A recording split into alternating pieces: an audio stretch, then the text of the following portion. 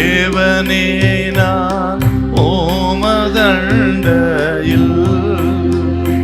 இன்னும் நெருங்கி சேர்வதே என் ஆவல் பூமியில். பரிசுத்த மத்தேயு எழுதின சுவிசேஷம் 1ஆம் அதிகாரம் 19வது வசனத்தை வாசிக்க கேட்போம். அவள் புருஷனாகிய யோசேப்பு நீதிமானாயிருந்து அவளை அவமானப்படுத்த மனதில்லாமல் இரகசியமாய் அவளை தள்ளிவிட யோசனையாயிருந்தான்.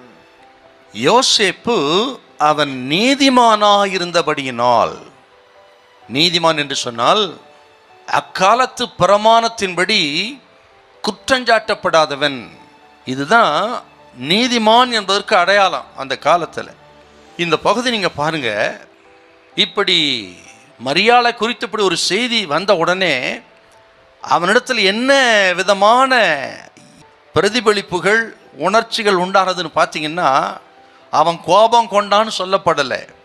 பிரமாணம் சொல்லுகிறது கல்லெறிந்து கொள்ள வேண்டும். ஆனால் இவனோ அவமானப்படுத்த அவன் மனதில்லாமல் ரகசியமாக செய்ய நினைச்சான். காரணம், மரியாளின் மேல் யோசேப்பு கொண்ட அன்பு, நேசம், பாசம்.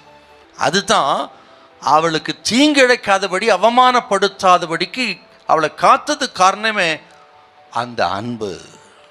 இவன் அவமானப்பட்டான். என்ன, கல்யாணத்துக்கு முன்னாடி இப்படி நியமிக்கப்பட்டபடி ஆகிவிட்டாள்னு சொல்லி இவன் அவமானப்பட்டான்.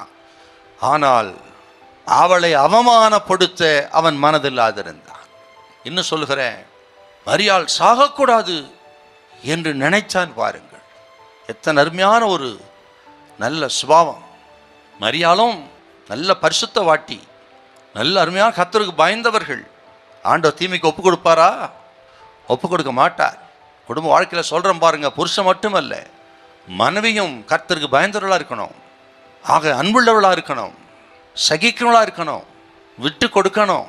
இப்படி கணவன் மனைவி சேர்ந்து தான் குடும்பத்தை கட்ட முடியும், தேவத்திட்டத்தை நிறைவேற்ற முடியும். யோசேப்பு அப்படி இருந்தால், மரியாளும் பாருங்க அவ்வளோ தெய்வ பயமுள்ளவர்கள். ஏன் அப்படி சொல்கிறேன்னு கேட்டிங்கன்னா, தூதன் சொன்னான் இப்படி ஆகும்னு. உடனே அவள் சொன்ன காரியம் என்ன? இதோ நான் ஆண்டவருக்கு அடிமை. அப்படிப்பட்ட அந்த அர்ப்பணிப்புள்ள ஒரு ஆண்டவருடைய தாய் மரியாள் அடுத்த தீமைக்கு ஒப்பு கொடுக்க பாருங்க. ஆகவே தான் உங்களுக்கு சொல்லுகிறேன், கணவன் மனைவி 2 பேருக்குள்ள அந்த நல்ல கேரக்டர் இருக்கணுங்க. சகிப்புத்தன்மை, பொறுமை, அன்பு, இரக்கம், தயவு இருக்கணும். குடும்ப வாழ்க்கையில் உங்கள் குடும்பம் கட்டப்படுவதற்கு அன்பு தான் பிரதானமாக இருக்கணும். இப்படி ஒருவர் மன்னிக்கணுங்க, மன்னிப்பு கேட்கணும். அங்கே தான் குடும்பம் கட்டப்படும். ஈகோ பார்த்தீங்கன்னா, இருதயத்தை கடினப்படுத்தினா குடும்பம் கட்டப்படாது.